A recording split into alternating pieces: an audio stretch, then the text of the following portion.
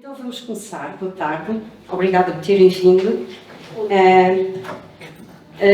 Apesar de não sermos muitos, eu acho que este é um assunto que é extremamente importante nós falarmos do mel, a importância do mel, a importância das abelhas e falarmos também do problema que está a acontecer com as abelhas, não é? Que face às alterações também climatéricas estamos...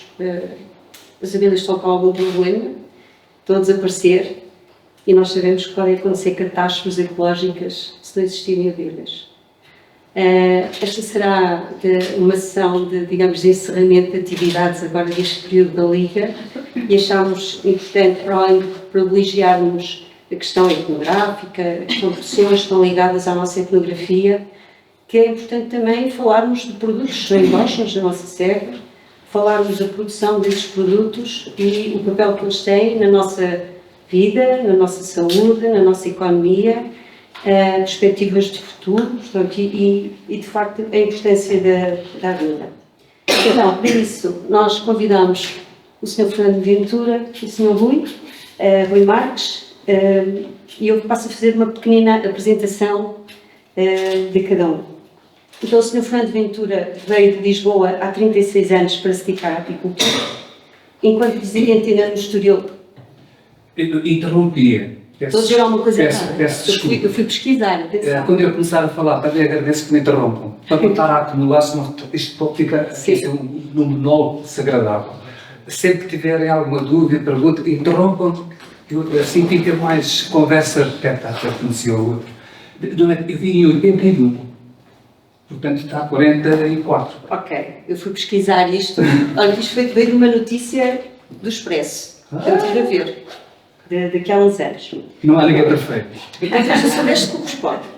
Enquanto residente ainda no Estoril, decide dar os primeiros passos no sentido da profissionalização, aprofundou os seus conhecimentos através de vários cursos e ações de formação que incluíram o curso completo de apicultura, na altura ministrado pelo Ministério da Agricultura, com forte componente prática e várias ações no exterior. Já no Lausanne, assumiu a apicultura quase o tempo inteiro, o mel deixou de ser para consumo próprio e tornou-se um negócio. No fim dos anos 90, com a sua esposa Lucinda Ventura, abriu uma casa de turismo rural, Casa de Eira. Atualmente, Fernando Ventura é um dos maiores produtores de mel da região e um dos principais agricultores dedicado ao mel de urso, uma espécie autóctone da Serra da Lausanne e dos Reis, e sabemos que têm muito mais produtos e que diversificaram a oferta britânica. Passo já a apresentar também, se calhar, Rui, para todos sabemos quem temos aqui. Rui Marques fez curso de naturopatia e ciências tradicionais holísticas em 2010, passou por realizar consultas de naturopatia em Vila Nova de Gaia e no Porto. Nos últimos anos é gerente erva na área dos Maninhos, na Lausanne, onde se dedica ao aconselhamento de produtos naturais e biológicos, nos quais se incluem produtos das abelhas. Hoje traz-nos uma apresentação sobre as indicações terapêuticas do mel, pólenes, leia real e a própolis, mostrando como estes produtos podem integrar estratégias complementares de saúde. Eu penso que nós temos aqui duas pessoas excelentes para nos falarem, de facto, sobre esta questão tão importante que é o mel e as nossas abelhas, não é? E a importância que têm na nossa vida. Então, eu passava a palavra ao Sr. Fernando Ventura. Já agora, eu lembro-me do Sr. Fernando Ventura desde jovem, desde que vim para o Lausanne, tinha 13 anos, e havia o polimercado, que nós íamos ao polimercado do Sr. Fernando, e que era o único sítio na Lausanne onde conseguíamos comprar produtos naturais, não é? Porque não havia mais lado nenhum aqui. E eu acho que aquilo, na altura, para mim, eu achava já aquilo bastante fantástico. Pronto, passo então a palavra ao Sr. Fernando Ventura. Ciência a nível mundial, que é o Sr. Albert Einstein.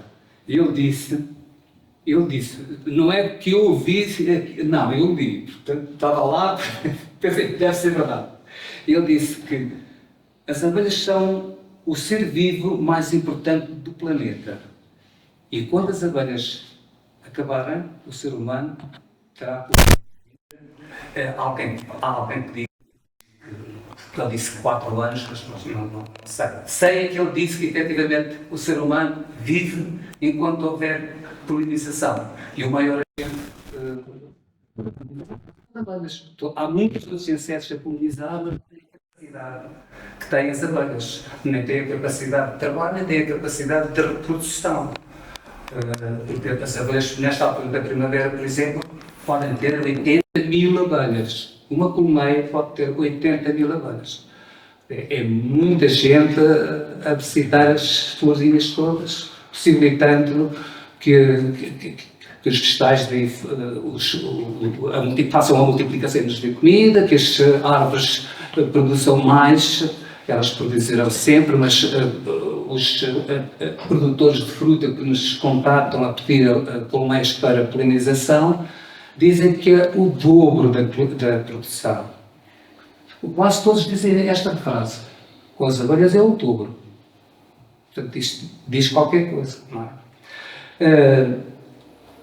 Depois, eu não sei se isto se dá tempo, eu também não, às tantas telefonam este senhor e eu fico, se eu te receber aqui um telefonema, não me levem mal, mas eu vou atender mesmo, porque é um cliente que eu tenho que respeitar. E vou adiantar, se calhar um bocadinho, eu gostava de falar no princípio daquilo que se conhece dos insetos polinizadores e de algo que os paleontólogos falam em abelhas. E isso tem a ver com milhões de anos. Portanto, a partir daquela catástrofe há 250 milhões de anos, em que houve um cataclismo, foi a maior extinção da vida na Terra. A partir daí, nós temos fósseis, temos a paleontologia dá-nos muitos caminhos para perceber o que é que existia e como aquelas abelhas, se é que se pode chamar assim, eram. Eu, no meu humilde entender, não eram as nossas abelhas domésticas atuais. Eram insetos que deram provavelmente origem às nossas abelhas atuais, mas eram outra coisa. Por o que eu vi, mas é o meu humilde entender, o que eu vi de gravado no Egito é uma situação em que já não é algo que tem a ver com a nossa abelha doméstica atual. E aquelas gravações foram feitas por volta de 4.000 anos antes de Cristo, terão algum valor. Nas pinturas rupestres, só conheço as grutas aqui na Andaluzia, chamadas Cova da Aranha. Cova da Aranha. Quando forem à Andaluzia e pode-se ver as grutas, há muitas grutas, e uma delas tem uma pintura que eu gostava de vos mostrar. Uma pintura mesmo, não é a gravação como os egípcios têm na pedra. Isto está pequenino, não é? Eu trouxe estes livros para consultar, se quiserem vir aqui ver. Portanto, isto é uma gravura, uma pintura, em que se vê um ser humano a tentar recolher mel selvagem. Mel selvagem. Portanto, aqui com as ajudas, dá a impressão que já há fumo, não se percebe muito bem, mas isto é uma pintura muito célebre no meio apícola, toda a gente fala nisto, e é muito interessante para nós percebermos que há 20.000 anos, isto tem 20.000 anos, 20.000 anos, portanto, o ser humano andava a roubar as abelhas que encontrava aí pelos buracos. Depois,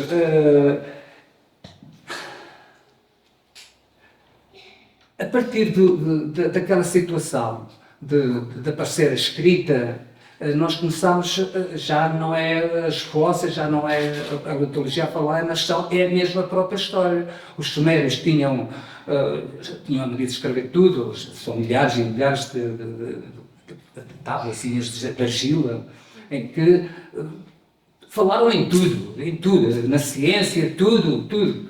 É uma coisa maravilhosa.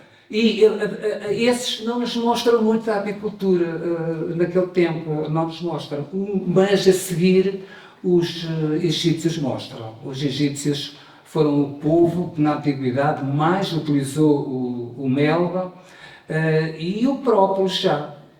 Própolis. Propóleo é castelhano.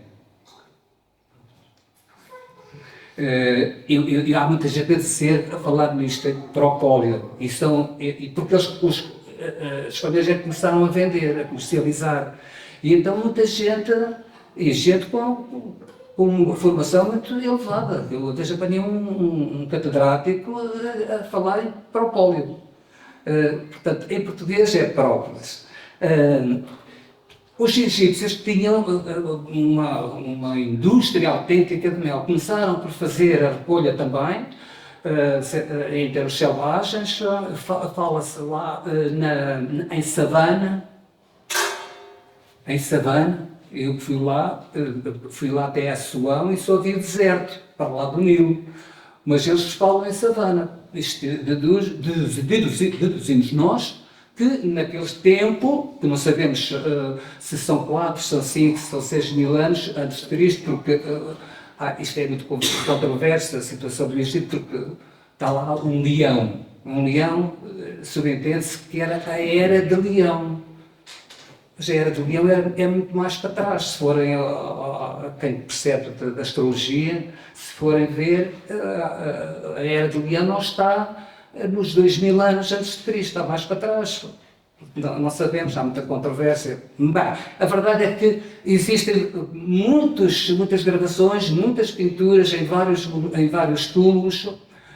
O mais famoso é o célebre Tutankhamon, mas há um outro túmulo que eu agora não me consigo recordar o nome, já estive à procura, mas agora não consigo encontrar, mas é também muito célebre por ter muita gravação nas paredes da atividade apícola já em apicultura de exploração. Já não é o ir lá roubar, não. É mesmo a produção. Eles fizeram colmeias de barro e palha, ou e então perceberam que se lhes dessemos casa, tinham mel todo o ano e eles precisavam andar lá à procura, andar milhares de quilómetros à procura. Deixa-me só interrompê-lo nesse propósito. Acho que isso faz muito parte do nosso processo de evolução, não é? No fundo, nós escapamos à extinção pela nossa cultura. No fundo, é isso, não é? E acabamos por, precisamente por essa experiência do fazer no dia-a-dia, é que nos permite observar e criar tudo aquilo que é necessário à nossa sobrevivência. E pronto, isso é um dos elementos que fazem parte precisamente dessa forma como nós evoluímos. É muito interessante. Acaba de referir a algo que eu agora fiz. Cheguei a velho, mas a paixão pelas abelhas continua. E o que é que aconteceu agora nos últimos tempos? Há 10 anos para cá. Eu comecei a sentir que não tinha capacidade física para mexer, para movimentar, uma colmeia, por exemplo, pode pesar 30 kg, 20 kg, se forem muitas, os apiários têm normalmente 50, aquilo começa a doer. E eu comecei a pensar, tem que inventar aqui qualquer coisa, já não sou capaz de fazer isto. Fui ao hospital e vi uma grua para levantar as pessoas. Fui ao Garcia e disse, olha, quero isto. E ainda depois levamos para o carro, meto aqui em cima do jipe, aquilo corre, e eu percorro o apiário todo com a gruazinha, pego daquilo, tal. A evolução. Quer continuar? Não.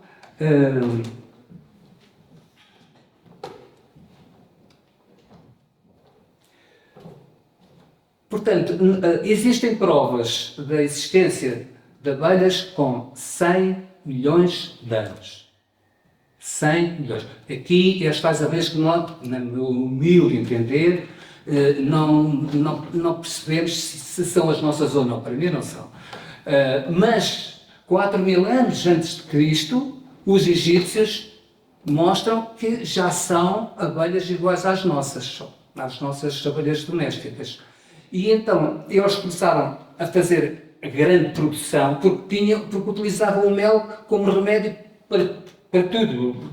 Eu tenho aqui um apontamento, diz assim, é remédio empírico, claro, antibacteriano, antisséptico, diurético, tonificante, edulcorante, calmante, laxante, antibiótico, meu Deus, nunca mais acabava. Então um A4 cheio de coisinhas destas. Bom, o Alexandre Grande, acho que toda a gente sabe que é suficientemente conhecido. Ele morreu perto da Índia, ou mesmo na Índia, e queriam trazer para a Grécia, e isso era uma coisa muito complicada, não é? Um ser humano morto, a andar com aquele calor durante aqueles dias que julgo que era superior a um mês de trajeto.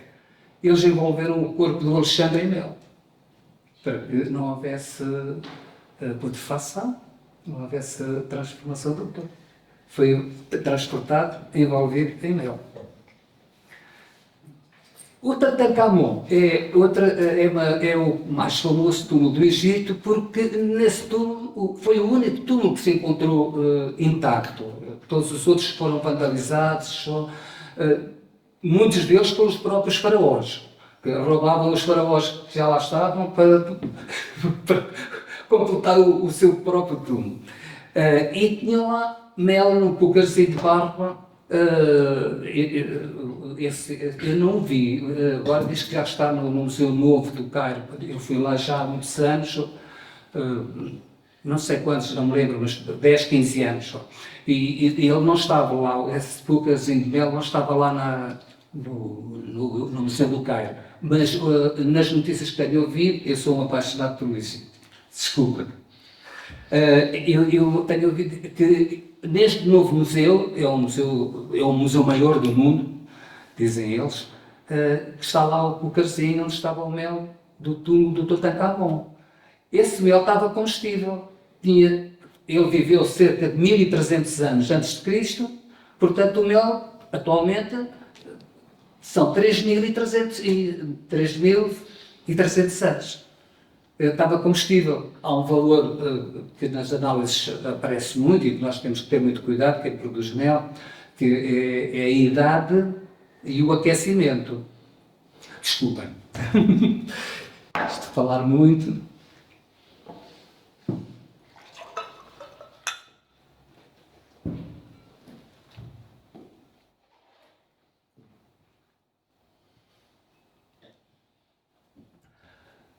Esse mel, um dos parâmetros da análise do mel chama-se hidroximetilsulfural. É um grande palavrão, mas que quer dizer que o mel é velho ou então que foi aquecido em demasia. Esse mel que estava lá no túmulo tinha um valor, este valor realmente assinalável, porque a temperatura no túmulo não era como cá fora, dos 30 e tal graus, mas também não era a 0 graus, portanto não estava congelado. E portanto acusou. Mas isso é um valor que não põe em perigo a nossa saúde ao comer aquilo. Há aí produtos com valores deste género muito superiores e não matam ninguém. Portanto o mel aguentou 3.300 anos sem ser alterado. Parece que o mel não tem validade. Não, é por força de lei que nós colocamos, não sabemos que não se estraga, mas a lei está assim feita, nós temos que respeitar. Bom, depois dos nossos amigos egípcios, nós temos os gregos a mostrarem que já percebem alguma coisa da apicultura. No meu entender, eles foram beber à fonte, onde beberam muitas outras artes e muita ciência, que foi aos egípcios. Porque os gregos andaram aí pelo Mediterrâneo a comercializar desde muitos anos, milhares de anos, estamos a falar de milhares de anos. E eles comercializavam com o Egito e aprenderam a trabalhar no sentido de também fazer colheita de mel e não estar lá à procura, a roubarem, a arrebentarem. Eles aprenderam com os egípcios e trouxeram para a Europa, que depois os romanos aproveitaram. Mas os romanos desenvolveram, porque havia cortiça, não é? Porque as cascas das árvores é uma coisa, cortiça é outra. A casca de uma árvore, nem todas as árvores dá para manusear, mas numa cortiça, um sobreiro dá. Não é? Agora, neste tempo, quando está calor, eles começam a cortiça. E depois é uma questão de jeito de fazer a colmeia, que pode ser quadrada, como aqui na Pampilhosa tem essa tradição, como pode ser redondo, como aqui os mais preguiçosos faziam. Portanto, pegava no invólucro do cortiço, uma coisa redonda, uma tampa em baixo, em cima e pronto. Na Pampilhosa e em muitas outras zonas, o que está lá em cima foi o que eu andei aí pelas feiras a representar o Conselho. É perpendicular. Qual é a forma geométrica daquilo? Portanto, é isto, mas com faces direitas só. Paralelepípedo. Pronto.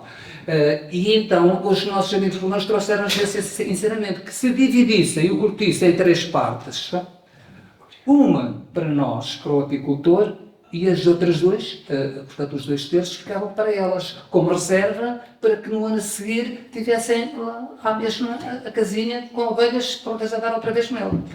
Esse ensinamento foi muito importante e chegou aos nossos dias. Atualmente ainda existem pessoas a fazer isso. Muito poucas, mas ainda há teimosos.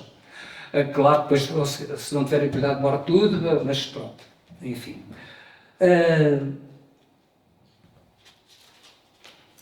Tenho aqui uma cábula para não perder, se não perco o fio da meada. Esta técnica do cortiço, no nosso caso aqui da Península Ibérica, veio até 1850. Em 1850 aparece um senhor chamado Lourenço Langstroth, um sacerdote americano, mas de origem italiana, e que tinha levado daqui da Itália conhecimentos da apicultura e percebeu, e em conjunto com outros amigos das abelhas, percebeu que se lhe dessemos favos, uma orientação de favo, elas faziam o favo direitinho. Isto é, imagina que isto é um cortiço e elas fazem o favo lá dentro como se fosse um labirinto, um favo para um lado, ocupam o espaço todo, mas com muitos favos agarrados uns aos outros, uma confusão, um labirinto. Ele percebeu que se lhe dessemos assim umas placazinhas direitinhas, elas faziam o favo a partir daqui, destas placazinhas, e quando nós lá chegamos, tiramos o favo inteirinho e ainda hoje o nome que se chama apicultura mobilista, móvel. Porque antigamente não, nós tínhamos, eu tinha uma coisa assim, uma crestadeira, era assim que se chamava, deste tamanho, para enfiar dentro do cortiço, para cortar assim toda a volta, e depois cortar os favos. Era bonito, mas era muito mais trabalhoso e menos produtivo. E então este senhor, Lourenço Langstroth, inventou a colmeia móvel, a colmeia que hoje todo o mundo utiliza, e quando eu vim para cá morar, houve quem me chamasse assim maluquinho, porque aqui não, aqui é só cortiço, aqui não se dá isso. Mas dá, um cortiço pode dar 3 quilos no ano normal. Uma colmeia móvel, com o mesmo enxame, pode dar 30 quilos. No ano normal. Não é preciso, no ano mau não. Bom, chegámos ao tempo em que depois se espalha por todo o mundo esta prática. Atualmente todo o mundo utiliza, até na Amazónia já se utiliza a colmeia móvel, portanto a colmeia de madeira. E antes de entrar, tenho aqui um apontamento que gostava de vos transmitir. A FAO, das Nações Unidas, diz que 90% daquilo que a humanidade come se deve à polinização das abelhas. E agora, há poucos anos, em 2021, que eu apontei aqui, a Oxford, aqui de Londres, diz, e vou ler, um estudo que eles fizeram relacionado com o mel, só com o mel. Neste mesmo estudo, concluíram que o mel foi mais eficiente, 36%, na redução da tosse, que os medicamentos de venda livre nas farmácias, diminuindo em 44% a gravidade da tosse. E também concluiu, aqui foi uma confirmação, de que as crianças pequeninas, portanto com menos de 1 ano, não podem comer mel, portanto, porque o mel pode eventualmente provocar o botulismo infantil. Portanto, também concluir uma coisa má. Mas é verdade, e a verdade tem que estar sempre acima. Bom, da colmeia, as pessoas falam muito em mel, mas da colmeia, a colmeia produz mel, pólen, própolis, geleia real e a ditoxina. Quer dizer, a colmeia produz muita coisa. Nós não fazemos isso, não produzimos geleia real, nem a pitoxina, porque são coisas muito minuciosas, perde-se muito tempo, os quilómetros são caros e os apiários são longe, portanto não fazemos isso. Mas temos os chineses. Agora vem aqui uma verdade que ninguém vai gostar, mas é mais uma verdade. Temos os chineses que não se importam de fazer este trabalho. E nós temos vídeos, sabemos como é que eles fazem, sabemos como é que eles se comportam, as coisas chegam cá e já vem com análise, e nós voltamos a fazer análise no nosso laboratório, que é um laboratório especializado em apicultura, ali em Granada, na Andaluzia, e está tudo certinho. Não há problema nenhum, mas a verdade é que a geleia real que se vende aí por todo lado, na Europa toda, vem toda da China. Porque eles têm paciência e também não é só paciência, é também nível de vida. Porque nós temos o nosso ordenado mínimo, muito mínimo que seja, não está para uma pessoa ir ali a uma piada prontosa, estar ali um dia inteiro. Não dá. Portanto, eles são pastores, não se chamam apicultores. Os chineses chamam-se pastores de abelhas. Portanto, eles sempre com elas, sempre ao pé delas e vão sempre fazendo a tal colheita. A colheita da geleia real é minuciosa e é complexa, porque temos que provocar inseminação artificial, temos que provocar a criação de rainhas, para que as larvas depois, para que as amas depois vão alimentar essas rainhas. E claro, depois o apicultor vai lá e chupa-lhes a geleia real, rouba-lhes a geleia real. Mas é um trabalho complexo. A pitoxina. A pitoxina é uma coisa que só neste último século é que se começou por volta de 1950 é que se começou a produzir. Porque houve laboratórios que estavam a pedir, porque tinham copiado alguém da Bulgária e começaram a pedir a pitoxina. Então houve um senhor alentejano que inventou um processo de colher a pitoxina. Inventou com uma bateria algo que nós colocámos em frente à colmeia sempre a fazer isto, sempre a vibrar. E com esponja. E então as abelhas, como não gostam nada que mexam ao pé delas, vão lá todas picar aquilo. Quando picam, injetam o veneno. Depois é só pegar na esponjazinha e mandar para o laboratório. E eles depois fazem muita coisa, fazem muitos medicamentos para o reumático, fazem muita coisa a partir da apitoxina. E também há a apiterapia. Portanto, há situações aí pela Europa fora, pelo menos, dos restos do mundo não sei, em que a pessoa vai ao apicultor e o apicultor pega na abelha e tem a reumática aqui pega na abelha, põe ali e a abelha injeta no sítio onde tem a dor.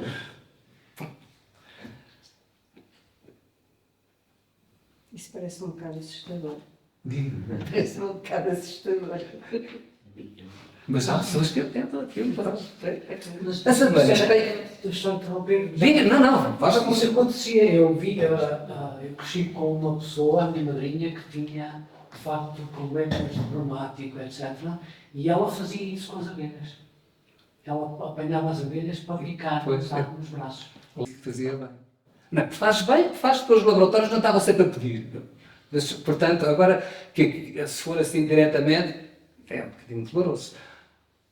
Tomado por ingestão, não sei, vai para o estômago, enfim, não sei. A organização das abelhas é algo muito interessante. Nós temos a nossa própria organização social, pai, mãe, filhos. Elas têm uma coisa assim, quase que parecida com isto. Para já a rainha não é rainha de coisa nenhuma. Não. É mãe. É mãe, não é rainha.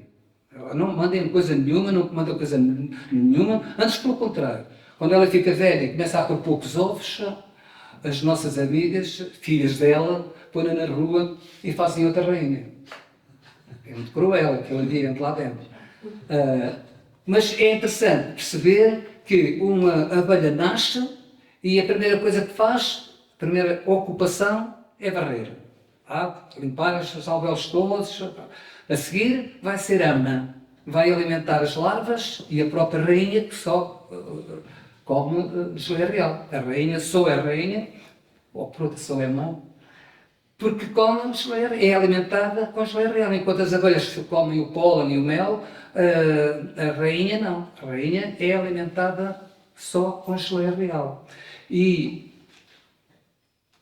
é aqui que começa o grande começo para um apicultor. É chegar a uma colmeia e no princípio da primavera ver que já há zangões, os machos, e bem, eu vou fazer no vexame. E esse apicultor tem que ir procurar ovos. Não pode ser de qualquer maneira. Ele tem aqui uma colmeia e vamos fazer o vexame. Vamos tirar daqui ovos, pomos noutra caixa ao lado, trazemos as abelhas também, e se tiver ovos com 3 dias, mais que 3 dias já não dá, até ao 3º dia o ovo tanto dá um zangão, como dá uma rainha, como dá uma abelha obreira. É muito interessante. E a função delas é assim, nascem para varrer. Mais uns dias, amas, vai alimentar aquilo tudo. E a seguir, ao 14º dia, antes disso ainda vai-se segregar cera, porque depois dos 14 dias já não dá. A partir dos 14 dias vai tudo para a rua trabalhar na refeição e depois acontece que quando trabalha muito, dura um pouco. Quando não trabalham, duram muito. Portanto, as abelhas que nascem agora são capazes de estar vivas até à próxima primavera. Mas as que nascem na primavera duram 2 meses, não duram mais. Porque trabalham muito e então a vida é encurtada. Outra curiosidade, a rainha, portanto, é a rainha porque foi alimentada à geleia real, ela, para nascer do alvéolo, demora 16 dias. Mas uma obreira, que foi alimentada com o pólen e com o mel, já só nasce aos 21 dias. E o zangão, 24 dias. O efeito da geleia real. O efeito da geleia real. É muito curioso. E agora chegámos ao ponto que eu não gosto de falar, mas que tem que ser. Neste momento, os inimigos das abelhas são tantos, que já não vivem sem nós. Portanto, as abelhas que já perceberam que são tão importantes para a nossa sobrevivência, e a nossa sobrevivência já se começa a notar hoje nos preços das coisas, porque há muito produto que é mais caro. O produto agrícola hoje está mais caro. Eu nunca vendi mel a 14 euros. Meu Deus, mas agora vende e as pessoas compram. Estou a falar, não estou? Porquê? Porque tudo está mais complicado na natureza para produzir. Tudo está mais complicado. Para não perder.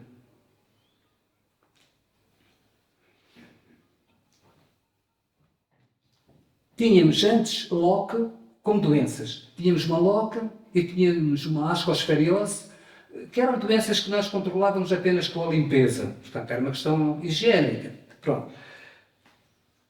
Agora temos, da China, vieram uma varroa, que é um ácaro do tamanho da cabeça de um alfinete, vê-se a olho nu, quem tem vista normal, quem não tem os óculos, Mas vê-se, consegue-se ver acima da carapaça da abelha a baba, que é um ácar, é uma carraça, tem 8 patas, aloja-se em cima da carapaça da abelha e suga-lhe já uma linfa. Além disso, vem depois mais vírus já a acompanhar e não há hipótese. Ou há tratamento ou não há. Tratamentos biológicos, a última experiência que tive, perdi 100 e tal colmeias. Portanto, não há produtos verdadeiramente biológicos e verdadeiramente eficazes. Não há. Bom, embora haja opiniões a dizer que há. Mas eu falo pela experiência, da minha própria experiência. A seguir veio uma doença do foro intestinal chamada Nosema ceranae, também veio da China, e essa doença não se vê, porque ela faz uma prisão de ventre. Se fizesse diarreia, nós víamos. Como faz prisão de ventre, nós não vemos. Portanto, também não fazemos nada. Quando aquilo entra em colapso, já não está tudo feito, pronto. Ela morre. Aliás, elas abandonam a colmeia na aflição, não poderia evacuar, abandonam e morrem na natureza. Elas não morrem lá dentro. Desaparece tudo. E está lá a criação, está lá a mel, está lá a pólen, está lá tudo. Mas abandonaram tudo. Isso é frequente? É frequente? É frequente? Tens tido isso com frequência? Neste momento é constante. Isto que estou a acabar de dizer não aconteceu, não vai. Não, acontece agora, neste momento. Depois veio a Vespa asiática, que, portanto, desde 2014 que nós lutamos com esta situação. Esta situação é extremamente grave, porque até agora, apesar de haver boa vontade por parte aqui das câmaras municipais, quase todas têm interesse, os governos também têm dado uma ajuda, e o Dr. Henrique disse para mim: "Eu sou Fernando, já não sou veterinário, agora sou matador de vespas, de ninhos de vespa." E ele tem razão, porque está sempre a ser solicitado para matar os ninhos. Mas não consegue. Por exemplo, eu posso dizer, em Maiorca, mais propriamente, Maiorca, 2 apiários a distarem entre si 4 km, não mais. Nós distraímos aqui, porque foi há 3 anos, salvo erro, em que aqui não houve um ataque de velutina, de vespa. Não houve, naquele ano, assim, um grande ataque. Distraímos, quando lá chegámos, em setembro, 0. Todas mortas. Todas. Portanto, a vespa matou 100 colmeias.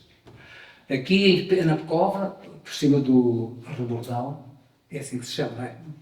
Aquela aldeia que está mesmo em frente, a Rebordão, não é?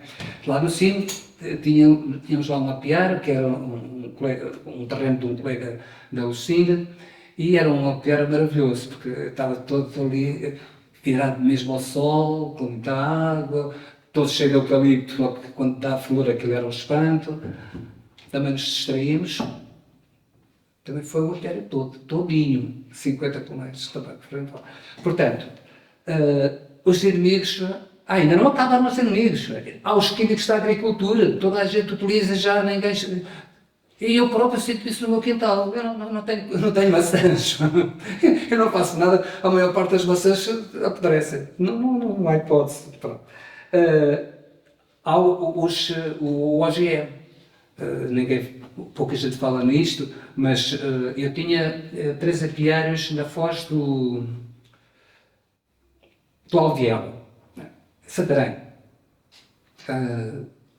Figueira, Val Figueira. Aquilo era um sítio também muito bom, mas bom mesmo, porque eu fazia enxames em fevereiro. E depois trazer os enxames para aqui, era um trabalho muito frutífero. A determinada altura comecei a ver as abelhas todas, as colmeias todas a definharem, a perderem população. Perguntei lá ao feitor da quinta: "O que é que se passa?" Não sei, não noto nada, não aconteceu nada que eu saiba. Estamos a utilizar milho que veio dos Estados Unidos, João. E aquilo é uma coisa que já não precisamos de fazer tratamentos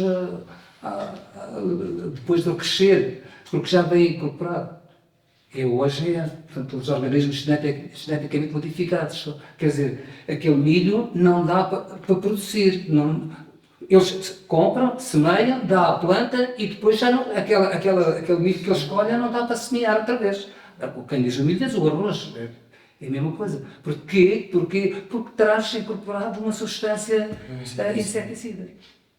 E quando tinha lá 150 colmeias, nessa altura trouxe 80 e muito pequeninas, só, muito pobres. Portanto, e agora das alterações do clima. Quando devia estar a chover, está a dar sol, e quando devia estar a dar sol, está a chover. O ano passado nós tivemos uma chuva tonelada de mel de eucalipto e este ano, 0. Portanto, as alterações do clima afetam toda a gente que esteja ligada à terra. E depois, a partir daqui, posso falar só um bocadinho da minha vida pessoal. Mas antes, Sr. Fernando, penso que passou uma ameaça também, os incêndios. Sim, os incêndios é uma ameaça, e sempre foi, mas os incêndios, veja bem o que eu vou dizer. Sim. Não me interpretem mal, por favor.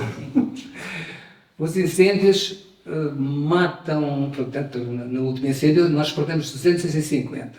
Pronto, ali ao pé do Pioda e na Papilhosa. Mas em contrapartida, O rebentar, não é? esse 3 anos depois, nem imagino, nunca tirei tanto mel. Havia colmeias com 4 alças em cima, havia colmeias mais altas que eu. Porquê? Porque o que nasceu a seguir dava muito mais néctar e elas, claro, aproveitavam. E, portanto, a renovação do mato, aliás, há incêndios propositados por causa disso, com pastoreio, gado. Quer dizer, isto é muito complicado. Não estou a dizer que paravam para o pai por isso, mas que realmente são males que não são totalmente maus. Eu desisti estamos na Catraia da Tijarquina e aquele vale que vai por ali abaixo que vai ter uma aldeia logo a seguir. Quem é que sabe? Singrão? Na Catraia da Tijarquina. Agora, há um vale e vai ter uma aldeia. Singrão? Singrão. Nós estivemos aí e desistimos. Desistimos porque o mato era tão velho que não dava nada. Ou pronto, nós chegámos a tirar 3 kg por colmeia. Essa mesma colmeia, se tivesse na Papilhosa, estava 20 e tal, 30. Portanto, não, a renovação do mato tem muita influência mesmo. Então eu, como tinha assim uma pancadita para viver na natureza, não gostava de viver em Lisboa, e mais, não era bem em Lisboa, era no Estoril, porque a minha mulher era funcionária da Sociedade Estoril e o patrão resolveu dar um terreno a cada funcionário. Ora, nós tínhamos casado há 3 ou 4 anos, aquilo veio mesmo a calhar bem. Pronto, fizemos casa lá, por trás do casino, ao pé do campo de futebol do Estoril. E lá ficámos, só que ela trabalhava no Saldanha e eu ao pé do Rocio. Portanto, nós perdíamos 1h30 para cá e para lá. É que ainda começou a doer muito mais. E nós vinhamos cá passar férias, não tínhamos dinheiro para ir para o Algarve, mas também não era preciso, porque eu ia aqui para a Pampilhosa, tinha lá a barragem, era um espetáculo, e tinha a ribeira lá da minha aldeia. E vinha para aqui, depois já de casado, vínhamos para aqui também, tinha aqui o Rio Seira, porque temos que ir para cá morar. E pronto, a convencia, e ela veio, os pais então ficaram todos contentes e viemos. Claro, ela trazia o emprego dela porque era funcionário da Fidelidade e veio para Coimbra. Portanto, foi só uma transferência. Mas eu tive que criar o meu posto de trabalho. E então o que é que eu inventei? Como já tinha alguns conhecimentos aqui da Bíblia, porque tive a sorte também de apanhar este senhor, que era um engenheiro da Florestal, trabalhava na Tapada da Ajuda e que passava o tempo a administrar cursos. Então fomos para lá aprendi qualquer coisinha e fiquei com a ideia de que eu era capaz de sobreviver com isto lá, porque já conhecia bem a região. Cheguei cá, foi um balde de água fria que eu concluí que não, só o mel não dá, só o mel não dá. naquela altura não havia tanta procura e não havia tanta facilidade de produção, por um lado. Por outro lado, eu trazia erros de floração, porque o que eles lá embaixo ensinaram tinha a ver com a floração do sul. Nós íamos para a Alcácer do Sal, trabalhávamos naquela zona em que as flores não tinham nada a ver com isto, nem o momento da floração. Enquanto lá começavam a florir logo em fevereiro, aqui é março, quando é. E então lembrei-me, bem, vou montar um estabelecimento dando-lhe o nome de Polimercado, quer dizer, que era muito abrangente e que, portanto, comercializávamos tudo. Mas, claro, a minha área era a apicultura e as ervinhas, não é? As plantas medicinais. E eu gostava de estar ali. Ensinava os apicultores, ajudava as pessoas lá com as ervinhas a tratarem da sua saúde. Mas eu não vou atender. E depois eu estou quase a acabar, depois falo. Portanto,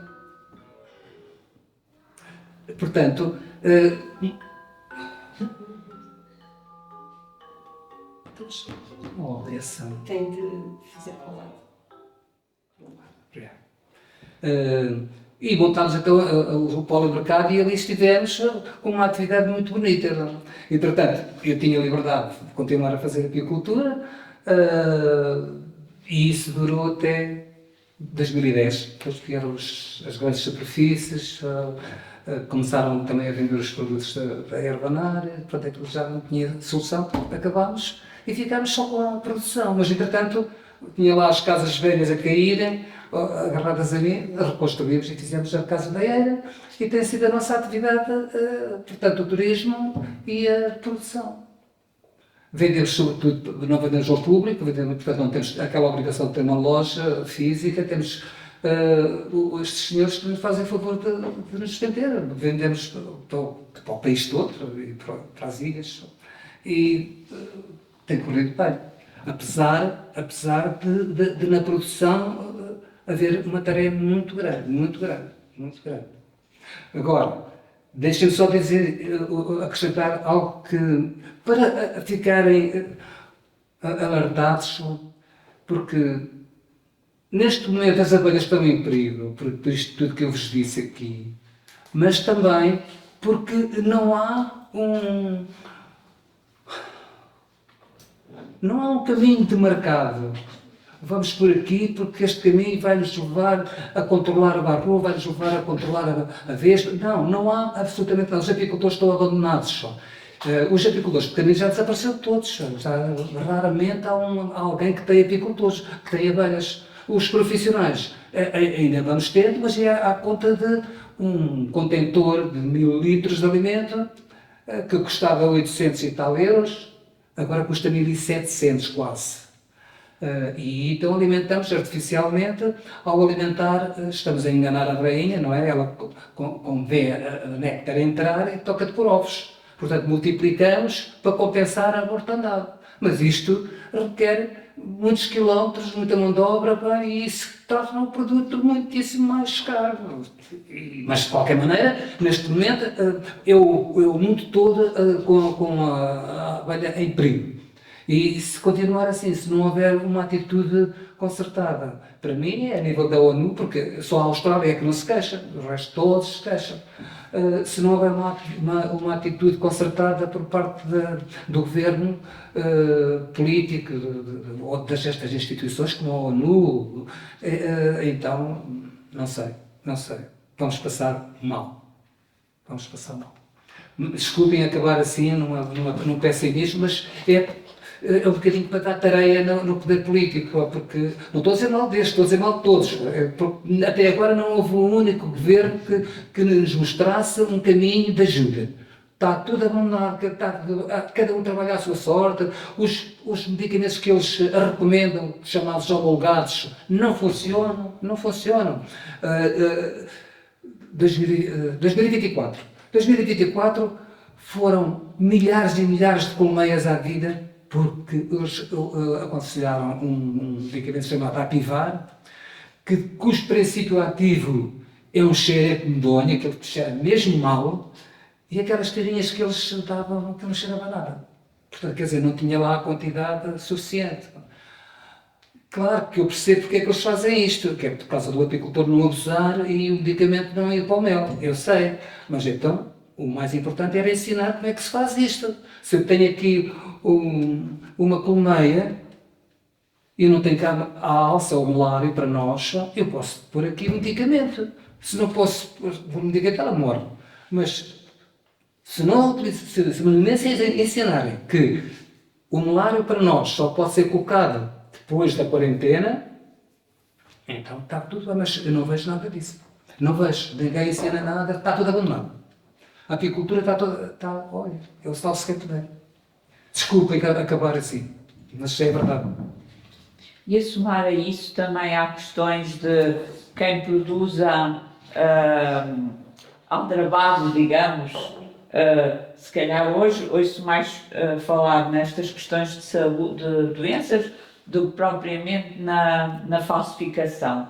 Há umas décadas atrás ouvia, ou eu reparava mais a questão, pessoas que faziam malandrices, não era? Minha querida amiga, neste momento faz mel na panela. Pois. Vai-se ao milho, tira uma geleia. Vai-se à fruta, tira-se a frutose. E, pronto, temos a glucose do milho e a frutose da fruta, já temos o mel. Agora é só pôr bem a essência. Isto parece assim uma coisa... Mas se nós vamos ao supermercado e o mel custa metade do meu mel, alguma coisa tem que haver, não é? Sim, nossos ingênuos a tal ponto. Eu nunca vi fazer isto, mas o que nos chega é isto. E tem algum sentido, porque a composição do mel é fundamentalmente a glucose e a frutose. Anda sempre na ordem dos 30 e tal, 40% de uma coisa e de outra. Portanto, tem sentido. De outra origem, mas... E os chineses então são danados para fazer estas coisas. Meu Deus, eles copiam tudo. Queridos amigos, obrigado por me terem ouvido. Vida feliz para todos e longa. Obrigado, está bem? Felicidades. Pronto, e eu acabei por vir parar à venda dos produtos do mel. Portanto, isso vou falar um bocadito da minha experiência. Portanto, eles são, eu chamo-lhes os tesouros da colmeia porque, na realidade, são a história do Sr. Fernando e a nossa história de extrair o mel e trabalhar com uma sociedade de animais, insetos extremamente bem organizada e passar estes milhares de anos a usufruir, no fundo, da organização delas e do trabalho delas e a apurar as abelhas até à abelha europeia, que tem uma produção brutal de mel. Quando falamos de abelhas selvagens ou de outras espécies, de outras misturas, abelhas africanas e outras que foram apuradas para chegar a uma produção brutal. Pronto, hoje em dia estamos com estes problemas todos, mas eu espero que no futuro pessoas como vocês que estão aqui a assistir a estas questões possam até, de repente, ter uma ideia e contribuir para alguma coisa. Da minha parte, eu vou falar sobre as questões de saúde, porque estamos aqui a falar de questões de saúde e também de alimentação, no fundo. Portanto, para além da apitoxina, que são utilizações do veneno das abelhas para questões terapêuticas mais específicas, a produção, a interação pura e dura e mais primitiva com a abelha é isto. Entre o homem e a abelha isto é mel, pólen das flores, que é coletado por elas e nós só vamos lá buscar, portanto o trabalho é das abelhas. A geleia real, que é a imagem de baixo à esquerda, que é uma estrutura em formato de geleia, que é um produto bastante nutritivo, também já vamos ver. E depois é o própolis, não faz mal, o própolis, que é o quarto produto, que também é um produto que tem muitas utilizações na saúde. Portanto, chamei-lhe tesouros porque na realidade são substâncias que nós temos disponíveis de uma forma relativamente fácil para quem tem o conhecimento que tem o Sr. Fernando, da extração e tudo isso. mas que são muito importantes, e se nós nos víssemos sem mais produto nenhum para nos tratarmos, natural ou químico, teríamos as abelhas à nossa mercê, entre aspas, para trabalhar com elas e produzir isto, e utilizar isto. Está aqui. Obrigado. Ok. Portanto, toda a gente conhece o mel, é uma substância produzida pelas abelhas a partir do néctar das flores, e existem muitas variedades, que era o que o Sr. Fernando estava a falar. Este ano não há eucalipto, temos o urso, temos a laranjeira, temos o castanheiro, temos vários meios diferentes, com propriedades diferentes. Mas todos eles têm 3 particularidades em comum, que são, primeiro, são alimento, são energia rápida, pura nos açúcares, e, portanto, serve-nos como alimento, né? Se nós estivermos no campo com fome, e como fazia os antepassados, e virem um enxame, vamos lá buscar o mel porque alimenta-nos, sacia-nos e dá-nos energia. Segundo, propriedades antibacterianas, cicatrizantes, usado, por exemplo, em feridas e queimaduras. E também, por exemplo, para aliviar as dores de tosse, garganta, é um expectorante natural e é um amaciador de garganta.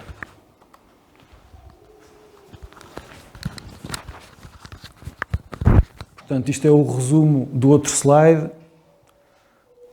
Todos os meis, se forem produzidos da forma tradicional, como foi falado, não formos juntar outras coisas para fazer um mel artificial, têm estas propriedades interessantes.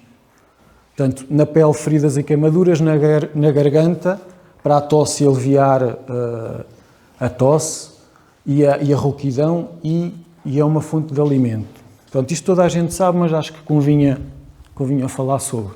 Agora, como alimento, há uma dose que é recomendada. Se pegarem num frasco de mel, convém tomarem até 2 colheres de sopa de mel por dia no máximo. Isto porquê? Porque o mel tem uma quantidade de açúcar muito grande, né? E pergunta, os diabéticos podem comer mel ou não? É uma pergunta que se pode fazer, não é? Então o mel é tão bom e os diabéticos? Depende. Depende da condição, depende da quantidade que eles vão tomar, depende de para que é que eles vão usar. Por exemplo, se for para a garganta, numa formulação com limão e outras coisas, pode tomar um bocadinho de mel para ter aquela ação benéfica na garganta. Agora, tomar mel todos os dias, 2 colheres de sopa num diabético, se calhar não é a melhor situação. Outra coisa. A tal questão do botulismo, os bebés com menos de 1 ano não têm resistência a nível do intestino para impedir que algumas bactérias que andam no mel se desenvolvam. Portanto, não têm resistência, não têm defesas. Não devemos dar o mel a crianças com menos de 1 ano. Então, relativamente... Agora vou só entrar assim num bocadinho mais... Se virem que isto está muito a seca, façam uma cara estranha e eu passo à frente, está bem? Só para explicar assim, muito pela superfície, que é, para cicatrizar as feridas, o mel tem uma ação antibacteriana. Por exemplo, o mel tem um pH baixo, ou seja, é ácido, e tem uma alta concentração de açúcares, como já falámos antes, que é a glicose e a frutose. Portanto, esta característica inibe o crescimento das bactérias, por isso é que ele é usado para que é usado. Quando ele entra em contato com os líquidos, os fluidos de uma ferida, por exemplo, ele também liberta uma pequena quantidade de H2O2, que é água oxigenada. Portanto, é um desinfetante até por isso. Incrível. Portanto, a ideia é colocar diretamente o mel na ferida. Porque o mel tem uma característica que é hipertónico, ou seja, ele, pela questão da glicose, ele é muito denso e é muito mais concentrado do que os fluidos corporais. E assim ele puxa os líquidos da ferida, portanto, a ferida, os líquidos que lá estão infectados e são, em princípio, a mais. Portanto, ele drena e, em consequência, desidrata e as bactérias morrem, porque não tem o meio em que se podem desenvolver. Esta concentração cria uma alta pressão osmótica, que também reduz o inchaço, porque drena e acelera a cicatrização. Pronto. Portanto, podemos usar o mel nas feridas, não há problema. Para além disso, o mel ainda contém algumas estruturas que têm a tal ação antioxidante e anti-inflamatória. E também contém os aminoácidos, vitaminas e minerais que estimulam a formação de novo tecido. Portanto, por um lado, é anti-inflamatório, por outro lado, ajuda à recuperação. São estas as 4 ou 5 ações que tem o mel. Nós podemos estar aqui 2 ou 3 dias a falar sobre as questões destas, dos produtos das abelhas, porque ainda há muita coisa a dizer. Eu tentei focar aqui um bocadinho esta parte, só para nós percebermos que o mel realmente tem ações que já estão definidas e que nós dizemos, é cicatrizante, mas tem as ações definidas, está bem? Como ele reduz a formação de crostas, também evita retrações da pele e facilita que o corpo crie nova pele. Depois, a garganta. A ação anti-inflamatória do mel ajuda a reduzir então a vermelhidão, o edema e a dor.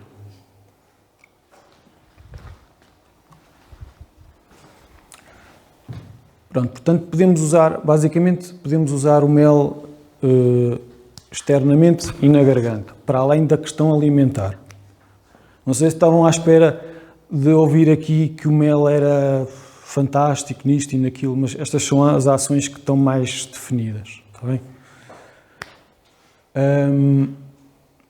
Uma pergunta que eu pensei que poderiam fazer era, Rui, então aí o mel de eucalipto é igual ao mel de urze e o mel da laranjeira e não é. Cada mel depois tem, por exemplo, nós tivemos aqui uma senhora estrangeira que nos pediu, por amor de Deus, mel de eucalipto, porque o mel de eucalipto era o único que conseguia retirar-lhe a tosse e passar o inverno de uma forma normal, sem tosse, sem garganta irritada. Ela com o mel de eucalipto conseguia fazer isso. E com outros tipos de meios não conseguia, porque o mel do eucalipto tem aquelas características. Agora, é claro que estamos a falar de mel produzido em regiões limpas, que não tenha pesticidas, que o mel seja puro, que em princípio seja produzido da forma que o Sr. Fernando produziu a vida toda, que é não extraí-lo com aumento de temperatura, só por centrifugação. Portanto, ou seja, manter as enzimas vivas dentro do mel, fazer com que o produto esteja realmente puro, não é? Portanto, e assim ele realmente vai ter essas características. O mel de urze, que é daqui o escurão, por algum motivo é mais pesado, portanto é mais difícil de digerir que, por exemplo, que os outros mels mais claros, com o mel de laranjeira, que é extremamente mais fácil de digerir. Portanto, todos os mels que têm características diferentes. Se formos para a América do Sul, o mel lá é diferente. As abelhas são outras, a cor do mel é outra, a consistência do mel é outra e as características do mel é outra. Mas todos eles têm estas 3. Agora, querem fazer alguma pergunta sobre mel? Se eu souber responder. Para as úlceras, porque eu lembro que uma vez já andei a investigar e havia uma coisa que era o mel de manuka, que vinha da Nova Zelândia, que era utilizado precisamente para tratamentos como anti-inflamatório e... Exato. O mel tem estas características de ser anti-inflamatório. Se ele ajuda numa garganta, porque é que não ajuda no estômago, não é? E isso que está a dizer é verdade. E existem até meios, como o mel de manuka, que é um mel produzido na Nova Zelândia, é tão rico em tantas substâncias e depois tem a floração de lá particular, que lhe dá características, agora estão a estudá-lo em várias doenças novas com aquele mel, como por exemplo cancros, doenças de pele e outras coisas. Portanto, esse mel tem ainda mais capacidade de cicatrização do que um outro mel. Mas em princípio, se a pessoa arranjar um mel puro que tenha determinadas características e que faça as tomas certas e nas doses certas, é muito provável que vá obter benefícios, por exemplo, numa ferida do estômago. um dos testes que se pode fazer, se a pessoa tem úlcera no estômago ou não, é comer uma colher de mel pura e se sentir no estômago uma dor localizada, significa que o mel chegou lá e que a ferida está lá. Isto é um teste prático e simples de se fazer com o mel. Mas sim, é possível. Nós diariamente comemos uma colher de pólen, todos os dias de manhã com um bocadinho de mel, sempre pomos Pois. água quente Certo. para desfazer e todos os dias fazemos isso. Vão buscar as características do mel e do pólen, que já têm umas características um bocadinho diferentes. As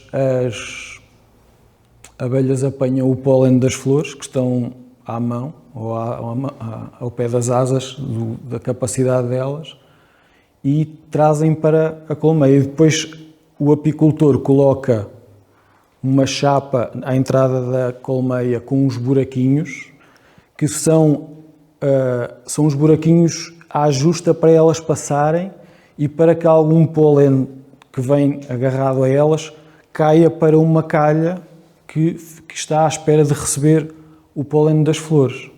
É assim que se apanhou o pólen. Provavelmente já saberiam isto, mas é só um pormenor, porque isto realmente é o pólen das flores. E o pólen das flores tem uma riqueza muito grande em proteína, em aminoácidos e em vitaminas e minerais. Portanto, é considerado um superalimento, porque tem praticamente tudo o que é necessário para a sobrevivência. Se nós, porventura, precisássemos de estar, olha, se vier um apagão e eu não tiver comida durante uma semana, mas tiver um frasco de pólen, está tudo certo. E água, eu não morro, porque tem tudo aquilo que é essencial para nos alimentar. Portanto, é um multivitamínico orgânico, pode ser usado diariamente para dar ao organismo estas substâncias que são essenciais e depois também melhora o sistema imunitário e melhora o desempenho físico e mental. Para além de nos alimentar, ainda nos potencia ao ponto de ser usado por desportistas. Há desportistas mais puritanos ou mais modernos, ou seja o que for, que decidiram usar o pólen para se potenciarem. Portanto, ele é realmente incrível e pode ser combinado com o mel. Só assim muito rapidamente, até porque está em pequeno, mas o pólen das abelhas tem muita energia, muitas calorias, tem uma concentração de proteína em cada 100 até 25 gramas, ou seja, um quarto do peso dele é proteína, aminoácidos essenciais, que são estruturais, músculos e outras estruturas fixas que nós temos duras no corpo, que precisam de proteína, ele está lá. Tem os açúcares que dão energia, tem ácidos gordos essenciais, que são gorduras benéficas, que têm benefícios cardiovasculares, tem muita fibra no meio do pólen das flores, tem muita fibra que é solúvel e que dá saúde digestiva, movimento intestinal. Depois tem muitas vitaminas que dão saúde ocular, saúde na pele, melhoria do sistema imunitário, as funções, por exemplo, da vitamina C e E, complexo B, portanto, desde metabolismos, proteção solar, etc. E depois nos minerais, tem muito potássio, muito cálcio, portanto, é extremamente variado o pólen. Só para esquematizar mais um bocadinho. Em relação às doses, aqui assim, só um parênteses. O pólen é um produto que é pólen, que nós falamos tantas vezes, anda aí tanto pólen no ar, e o pólen, para muitas pessoas, pode desencadear também reações alérgicas. Portanto, é preciso ter algum cuidado no uso do pólen, pelo menos para quem nunca comeu, primeiro, para ver se não é alérgico, portanto, começar com quantidades pequenas, e se não for, pois o único cuidado que deverá ter é que o pólen é tão rico em aminoácidos, vitaminas e enzimas, que se a pessoa comer demais, acaba por ter reações do corpo, tipo calor, tontura, e coisas do género, ou até algum mal-estar. Portanto, isto não é a questão alérgica, isto é a questão de uma ingestão muito exagerada destas substâncias. Por isso, há que começar com uma dose mais pequena nos primeiros dias, depois ir subindo e depois tomar à volta de uma colher de sopa por dia, ou um pouco mais. Os atletas podem exagerar mais um bocado porque também consomem. As crianças também podem tomar, a partir dos 2, 3 anos, podem começar a tomar um bocadinho de pólen. E a melhor forma de tomar o pólen é diluí-lo, porque faz menos reação alérgica no corpo se for diluído na água. Por exemplo, quando chove, quando uma pessoa que tem alergias, se chover e a chuva eliminar os pólenes do ar, a pessoa fica melhor. Portanto, aqui se o pólen for ingerido no meio aquoso, em água, diluído, ele provoca menos reação e também é mais fácil de absorver. Portanto, convém tomar o pólen diluído em água, que dá algum trabalho, e hoje em dia ninguém quer trabalho. Mas pode ser água quente? Pode ser água morna. A água morna também dilui o pólen e não destrói as enzimas. Se ficou muito quente, destrói. Destrói. Se for muito quente, já começa a alterar o pólen e, portanto, convém só... Uma água morna já desfaz o pólen. Pronto, o pólen... O mel tem um pH ligeiramente ácido, o pólen já tem um pH um bocadinho ainda mais ácido. Portanto, já é um produto ligeiramente ácido. Portanto, normalmente o pólen não se toma sempre continuadamente, mas vai-se fazendo pausas. Porque o nosso organismo consegue lidar com alimentos ácidos, o nosso organismo consegue lidar com tomate, consegue lidar com laranja. Algumas pessoas não, porque já têm alguma debilidade e não conseguem, mas a maior parte das pessoas consegue lidar com substâncias ácidas desde que não sejam em doses exageradas nem muito prolongadas. O pólen, se for tomado na base máxima de uma colher de sopa por dia, e já é suficiente, e for sendo tomado por ciclos, faz o trabalho sem questões nenhumas. Para as questões alérgicas, aí há sempre a exceção à regra e o pólen pode criar em algumas pessoas alguns problemas. Pronto, toda a gente já conheceu o pólen, certo? Isto, aqui na Lausanne, toda a gente conhece em princípio os produtos agrícolas das abelhas. Agora, a tal geleia real que o Sr. Fernando falou, eu não pus aqui uma imagem mais polémica, pus a geleia real como ela é, mas não dentro do favo, porque ela dentro do favo tem uma abelha pequenina que se está a alimentar da geleia real. E os chineses põem uma lagartazinha em cada favo para as outras fazerem a geleia real e depois quando os favos estão cheios de geleia real, eles vão lá, tiram a abelhazinha e sacam a geleia real. Portanto, isto é a exploração, mas a questão é que a geleia real tem características absolutamente fantásticas, que são o facto, que foi aqui referido por um apicultor experiente, que quem dentro da colmeia tem acesso à geleia real tem uma vitalidade maior e tem até o tempo necessário para nascer é menor.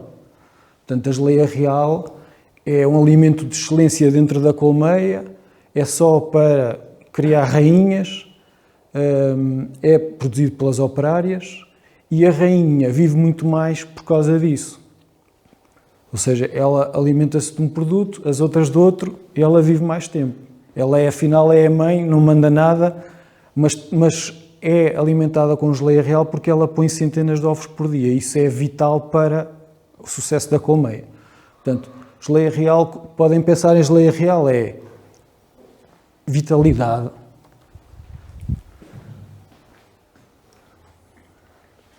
portanto, é a fonte daquilo tudo, impulsiona o sistema imunitário, também tem muita proteína, tem muitos minerais, tem muitas vitaminas, porque ela realmente tem tudo aquilo que é preciso para a vida andar rápido.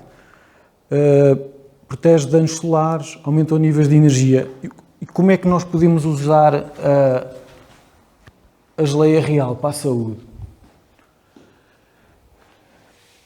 Nós usamos a geleia real quando alguém chega lá à ervanária e diz assim: olha, eu estou assim, fui operada há 15 dias, não me consigo levantar da cama, não tenho energia, não consigo subir as escadas. O Rui é geleia real. Depois pensa assim: geleia real com ginseng, geleia real com... Mas a geleia real para a convalescência, pós-operatório, mudanças de estação, falta de apetite, já passete. Se vocês quiserem estar numa ervanária e não souberem o que é que onde passar alguém, geleia real. E eu todos os dias, quase todos os dias, aparece lá alguém e eu, geleia real. Posso-vos dizer, é raro que as coisas corram mal, só se a pessoa tiver um estômago muito debilitado, que não aguente o ácido, porque a geleia real é um alimento ácido, e portanto não pode, a pessoa também agora não pode dizer assim: eu vou sair daqui, agora vai ser geleia real todos os dias, até morrer. Não pode fazer isso, porque o alimento é extremamente potente, mas não pode ser tomado sempre, porque senão acidifica muito o nosso organismo. Mas pode ser tomado em ciclos, uma vez ou duas por ano, ou 3, e funciona muito bem, ok? Portanto, estou a ficar cheio de cabelos brancos, aquelas pessoas, estou a ficar cheio de rugas, estou a ficar isto, estou a ficar cansado. Geleia real. Nestas doses que vamos falar. É um dos 4 alimentos, 4 produtos fantásticos. Eu não sei se não será o mais fantástico, no sentido em que, quando nós temos alguém que está mesmo aflito em termos de saúde e tem estas características, isto é só saber ser apicultor ou então ter acesso à geleia real. As questões da biodiversidade, as questões do acesso ao produto, do preço, isso tudo é muito importante. Eu aqui estou-vos só a dar esta informação, mas essas questões éticas e tudo, há pessoas que dizem assim, há pessoas na Lausanne que não tocam na geleia real porque é um alimento animal e que era destinado à produção de rainhas e de abelhas e que foi retirado, literalmente, para o crescimento dessas populações para nós. Portanto, há aqui uma questão ética, se vocês quiserem. Mas os leões também comem zebras e ninguém diz mal dos leões. Aqui é uma questão de ética, cada um tem a sua consciência. Agora, que a geleia real é um produto fantástico, isso não há dúvidas.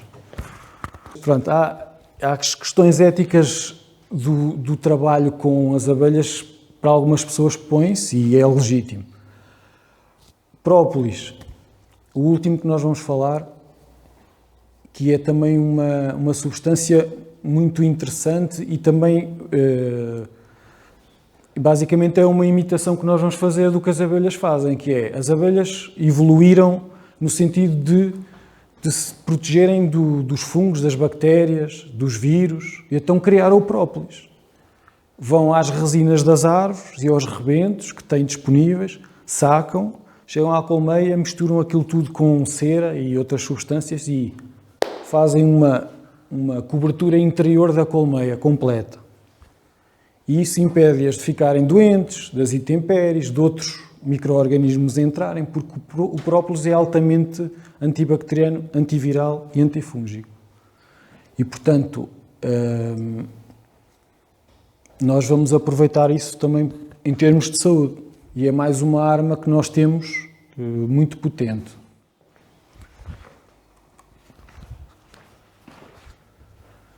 O própolis, se for apanhado aqui na Serra da Lausanne, também como o mel, tem uma característica. Se for apanhado no Brasil, tem outra. Se for apanhado noutra parte do mundo, tem outra.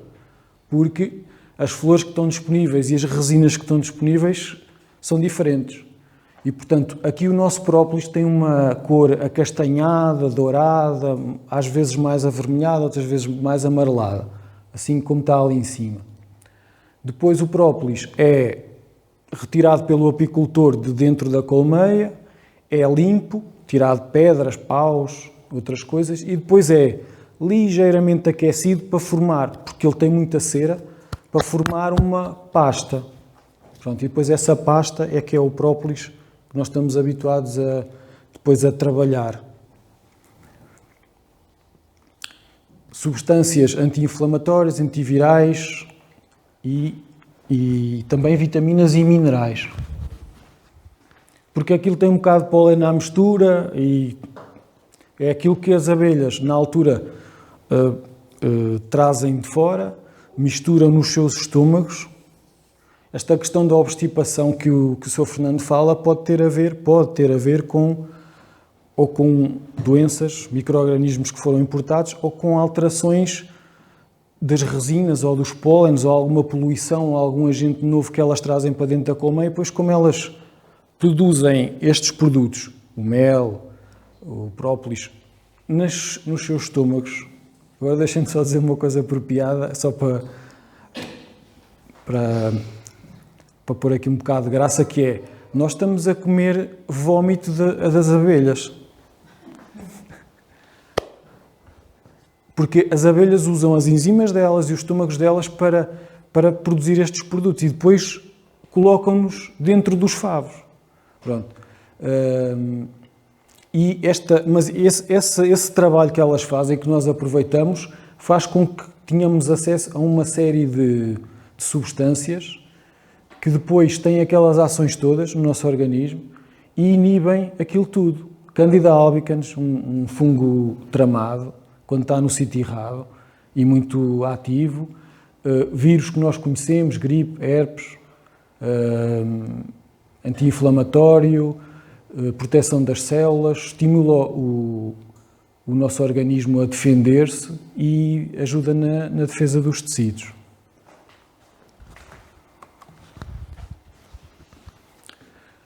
Portanto, o própolis como tem tantos componentes, depois tem uma ação de defesa multifacetada, que é isso que hoje em dia na indústria farmacêutica e natural e química, não faço distinção agora, anda-se a descobrir que, afinal, se nós pusermos um produto que tem um determinado efeito e outro que tem mais outro e outro que tem mais outro, nós vamos construir aqui quase que um escudo de defesa que tem inúmeros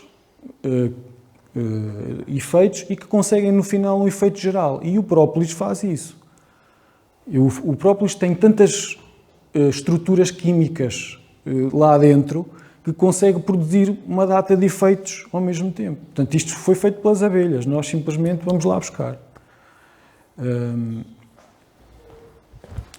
Como é que vamos usar o própolis? Normalmente, as preparações de própolis estão feitas para nós fazermos 20 gotas por dia, mais ou menos.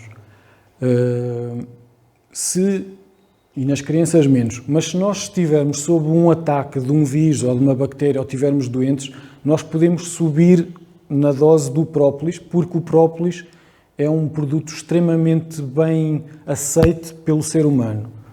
Mesmo as crianças, embora com uma quantidade menor porque têm menos peso, mas elas também aceitam bastante bem o própolis. Portanto, se vocês ouvirem falar em própolis e virem um produto de própolis que tem uma cor escura e parece um produto tipo mercuriocromo ou uma coisa assim esquisita, talvez, pelo menos na textura, na cor e no cheiro, mas podem ter a certeza que é um produto que é extremamente bem tolerado por nós. Portanto, e que tem muito poucos efeitos secundários.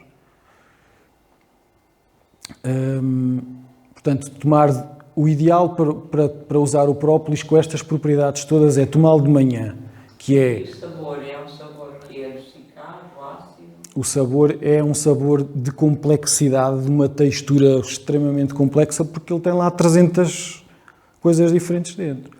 Mas pode ser diluído em água, pode ser diluído num sumo, pode ser misturado com outras coisas, mas eu diria que a versão gotas é boa porquê?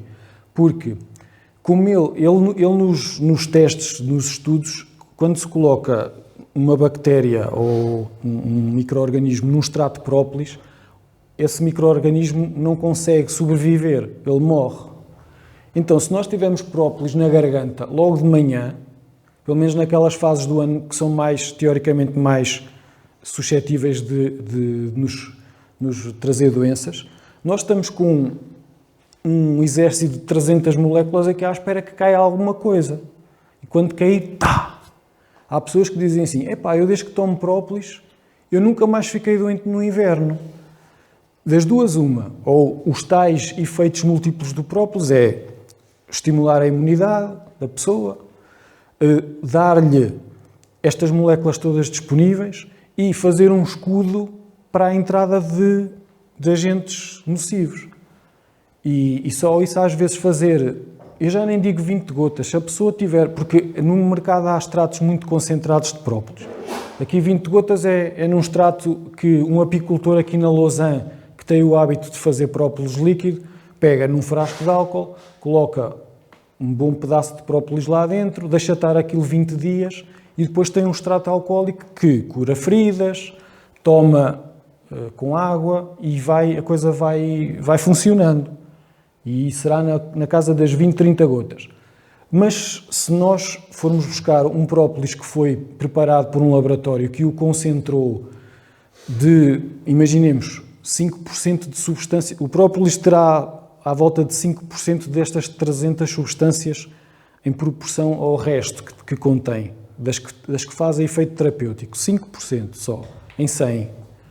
Um laboratório passa aquilo para 20, concentra o produto, elimina a água, elimina algumas substâncias e passa aquilo para 20%. 20% são 4 vezes mais concentração, portanto, teoricamente nós, dali de 20 gotas, só precisávamos de 5. Às vezes basta isso, um própolis bem concentrado, que eu não quero fazer publicidade, mas é o que nós vendemos porque é o que se vende, extratos concentrados de própolis, ou de própolis verde do Brasil, que tem boas propriedades, ou do nosso, ou mistura, há laboratórios que já misturam os dois, e fazem um concentrado que basta 5 gotitas por dia, e estamos defendidos durante o inverno todo. Isto é um preço de 12 euros por frasco, que é capaz de durar um mês ou 2. Portanto, as coisas ainda estão em valores aceitáveis, apesar de toda esta questão ambiental e de doenças que está aí. As abelhas europeias são extremamente produtivas, por isso nós ainda podemos pensar que temos acesso a isto e teremos nos próximos anos. E eu gostava de, se calhar, acabar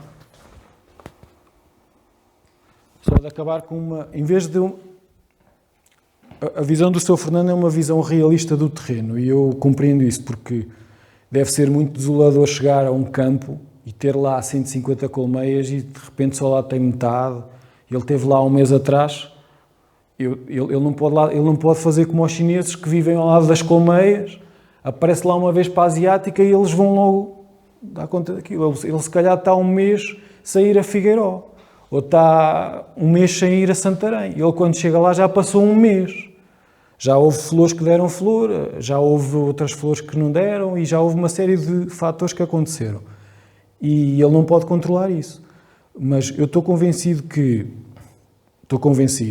se cada pessoa tivesse uma colmeia no quintal e tomasse conta dela, conseguia obter até 30, eu não digo que fosse obter até 30 litros, porque para isso tinha que pôr a colmeia num sítio estratégico na serra, onde a floração está louca, e então aí as abelhas tiram 30 litros.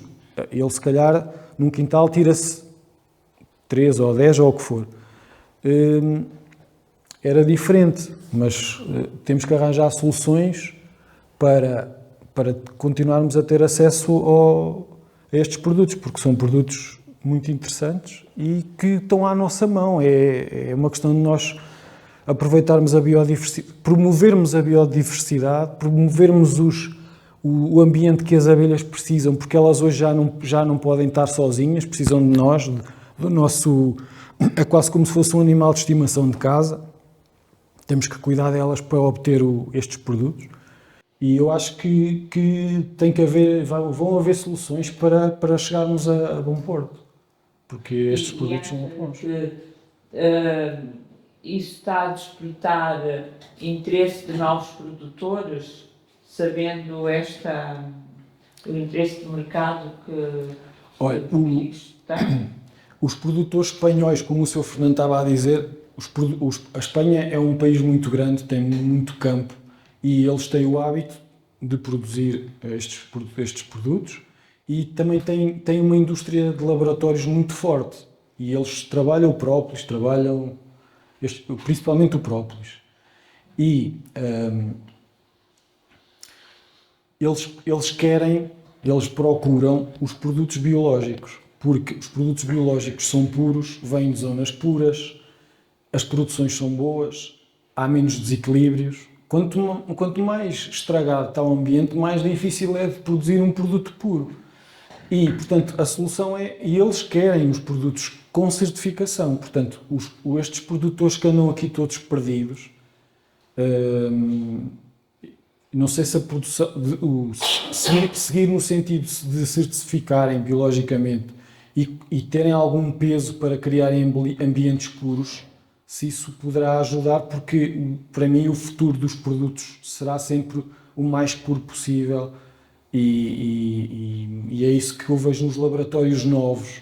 Há laboratórios que estão a tentar produzir com muita qualidade, com os estudos que existem, tentarem fazer o melhor que conseguem, mas precisam de matéria-prima, pura. E, portanto, eu acho que há vontade e tem que se fazer, tem que se ir por aí. Não há outro caminho, na minha opinião. Tenho uma pergunta, se souberes responder. Antes da pergunta, vou só pôr, tem a ver com isto. Eu vi há pouco tempo um documentário, se não me engano, do canal Arte, acerca da qualidade do mel produzido neste momento em Cuba, não no Alentejo, mas a ilha, não é? Precisamente por causa do bloqueio económico que eles têm, em que, como não têm acesso aos químicos para a indústria química, andam em produção biológica já há alguns anos, então o nível de qualidade de uma série de produtos ligados à natureza subiu imenso. Pronto, e se calhar se eles pudessem exportar, já estavam a exportar peças precisamente para essas indústrias. Mas a minha pergunta era, se tens ideia de se alguma zona em Portugal que neste momento está a subir em termos de produção de mel de qualidade, por comparação a outras áreas que estejam a reduzir. Isto na perspectiva de que eu agora recentemente visitei o Trás-os-Montes e sou desta área que sei que por comparação estamos numa zona em ruínas ecológicas, não é? E cada vez pior, isto por causa das monoculturas, não é? Opinião. O Trás-os-Montes é uma zona portuguesa que está um pouco mais virgem, no sentido em que eles têm zonas muito puras, têm montanhas altas, mais resguardadas, há menos pessoas e eles têm lá pelo menos uma empresa com certificação biológica. Ou seja, tal como o Sr. Fernando tem uma marca, existe uma marca em Trás-os-Montes que tem certificação biológica e tem mais ou menos, se calhar, não sei se tem a mesma capacidade de produção, mas sim, lá em Trás-os-Montes existem zonas e o Sr. Fernando aqui demonstrou que ele vai pôr as colmeias dele na serra, em zonas puras, em zonas com água, em zonas que estão mais ou menos intocadas. É claro que depois a Vespa asiática não quer saber se o sítio é puro ou não, ela vê uma colmeia e vai lá, ou os outros micro-organismos, mas o nosso papel é providenciar zonas puras para as abelhas, porque as abelhas são uns insetos muito sensíveis, por isso é que elas são os mediadores da saúde do ambiente, porque elas com qualquer bichinho ou falta disto ou daquilo, elas morrem, elas são frágeis, têm pouco peso. Eu perguntei porque eu fiz o curso de apicultura na cooperativa Cada Lousã e já há uns 10 anos, e fiquei com a sensação que havia um esforço nacional de incentivar uma atividade económica até para agarrar as pessoas nas terras, mas isto depois vê-se na realidade, por exemplo, o apicultor mais perto do meu terreno já desistiu, porque o eucalipto já não dá flor, porque agora é geneticamente modificado, e há toda uma série de fatores. Olha, o que eu posso dizer é, na loja onde eu trabalho todos os dias, todos os dias aparecem pessoas que querem mel, querem própolis, querem geleia real, se não querem eu indico, e querem pólen. E posso-vos dizer, mel de eucalipto não há. Pólen é racionado. Ou seja, último semestre, eu peço pólen aos produtores e eles vão-me dando aos bocadinhos. E vão-me dando, quando há mel de eucalipto, aos bocadinhos. E nós temos os eucaliptos que temos em Portugal. Portanto, alguma coisa, eu não sei o que é, mas alguma coisa não está a bater certo. Que é a quantidade de eucaliptos que nós temos e a quantidade de mel que nós temos. Que é isto e isto. Portanto, qualquer coisa aqui não está a bater certo. Mas há produtos racionados das abelhas neste momento. Muito bem. Ok, gostei muito desta. Então, não tem mais perguntas? Eu, às vezes, nas feiras da castanha e do mel, a primeira vez que eu comprei brócolis foi numa dessas feiras. Mas depois cheguei a casa com aquilo e comecei a ter dúvidas se aquilo era uma coisa pura, se era um fabrico artesanal que não oferecia confiança, e depois acabei por deitar fora. Mas reconheço, por exemplo, para aftas, para o própolis, é uma coisa extraordinária. E para as dores de garganta e isso. Depois comecei a ir a ervanário, não é? A comprar essas coisas. Mas vejo na feira da castanha e do mel e tento a comprar aquelas coisas, mas depois chego a casa e digo, mas isto será assim uma coisa de confiança? E depois uma vez comprei um e ele era muito alcoólico, tinha uma grande porcentagem de álcool. E eu pensei, isto deve estar tudo adulterado, vou tentar isto fora. O método mais fácil de extrair o própolis é pegar em água ardente, que é o que fazem a maior parte dos produtores que têm própolis, para o consumo próprio ou para vender numa feira com pequenas produções, é pegarem água ardente, colocarem própolis lá dentro e fazerem uma extração alcoólica com água ardente. A água ardente tem álcool e água, portanto tem uma parte de cada, então vai fazer uma extração aquosa das substâncias que se deixam extrair com água e vai fazer uma extração alcoólica das substâncias que têm afinidade com o álcool e também se ligam ao álcool e se extraem do própolis. Portanto, vai fazer um extrato que até é amplo, em termos de extração é ampla. Portanto, e acho que é a forma mais indicada de fazer a extração. Agora, se a aguardente é, se o própolis teve algum controlo, qual é que é a percentagem de própolis que lá está dentro, ou seja, qual é que é, porque quando nós diluímos o própolis numa estrutura líquida, nós estamos a diluir o própolis. Portanto, o nível de concentração vai ser uma interrogação.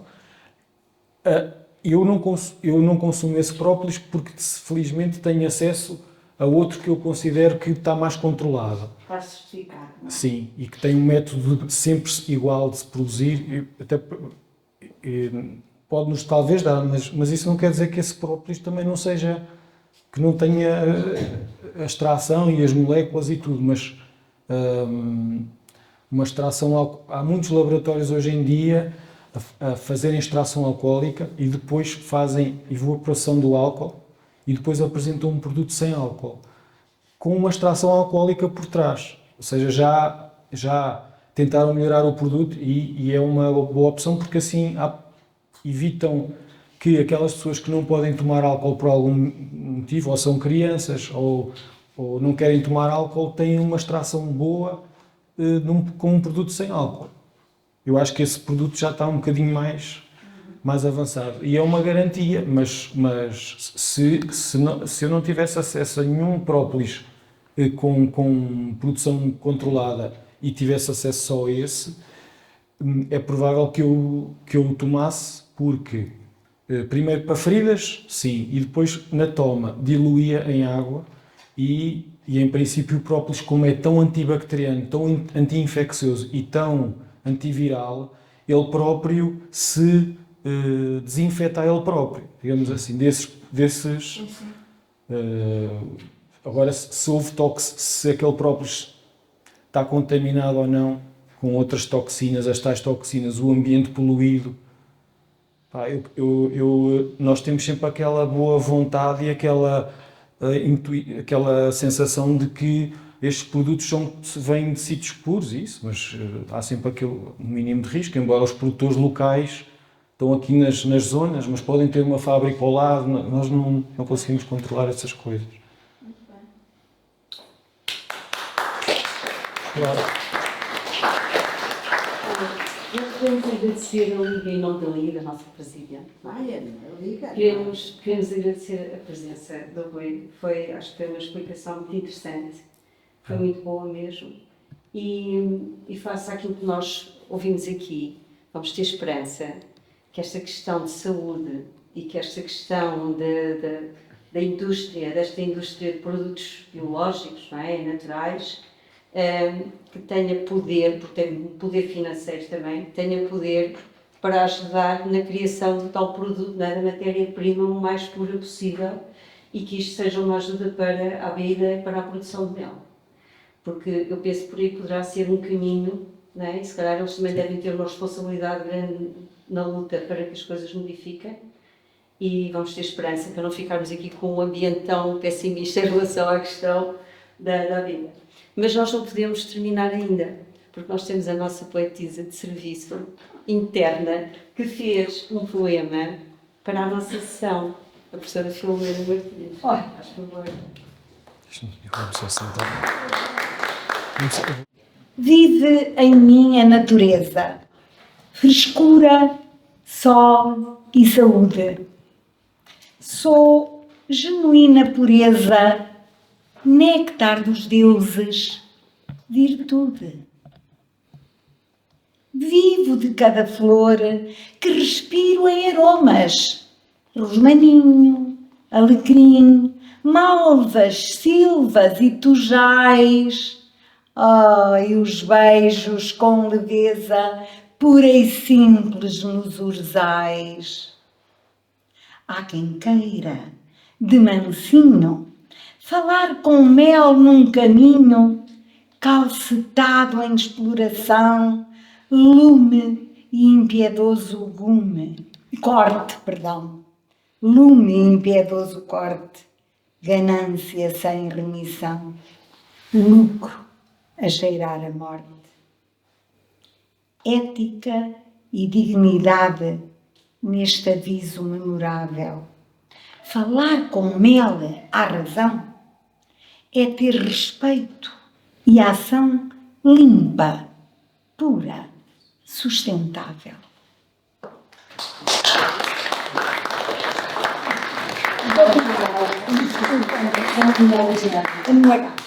Então agora passamos a este lado. Podemos fazer aqui uma prova de meios. O Sr. Tomé gentilmente trouxe para nós provarmos aqui alguns meios diferentes, e temos ali umas das nossas vizinhas também para nos oferecer. Ok? Então vamos. Obrigada.